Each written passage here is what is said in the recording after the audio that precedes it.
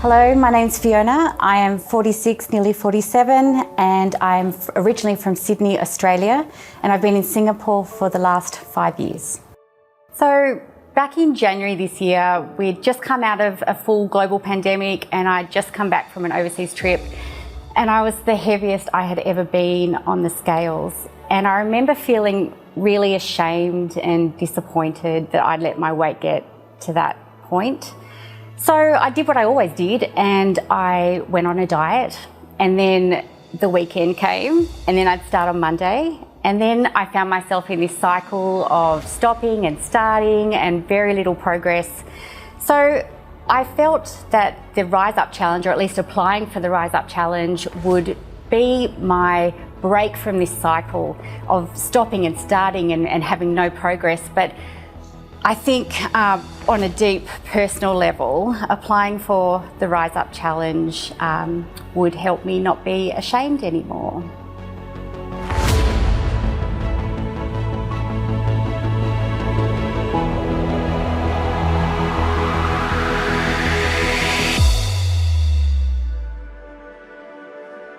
So I think across the 10-week program, Fiona lost a total of 6% in body fat from start to finish as well. All the while we actually managed to maintain the muscle mass throughout the whole process. So we didn't lose any muscle mass whatsoever, which is a fantastic achievement when you're looking to lose weight. So Fiona was in a deficit, a calorie deficit for the whole 10 weeks and still managed to maintain that muscle mass while improving strength and losing body fat, which is gold standard as far as we're concerned.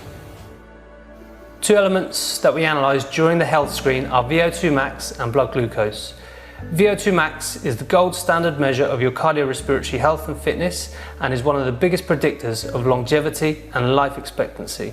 Fiona recorded an incredible 77% improvement in her VO2 max results across the 10 weeks, which means her cardiorespiratory system is in a much healthier place. Your blood glucose levels are indicative of your overall glycemic health, and having high levels of blood glucose is a leading cause of inflammation within the body. Fiona initially recorded slightly elevated fasted blood glucose, but after 10 weeks, she managed to bring this down by 14% into the optimal range, significantly reducing her risk of developing type 2 diabetes. Overall, two really fantastic results.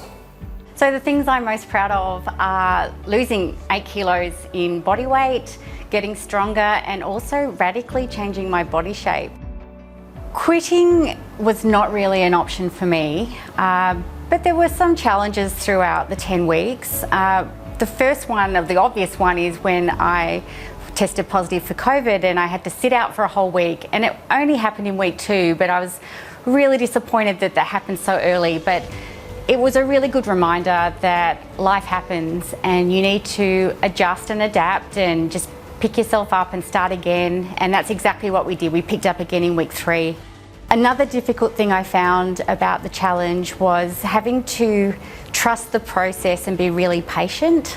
I think, like a lot of people, I wanted to come into this challenge and I wanted results, and I wanted them fast, and I wanted them now.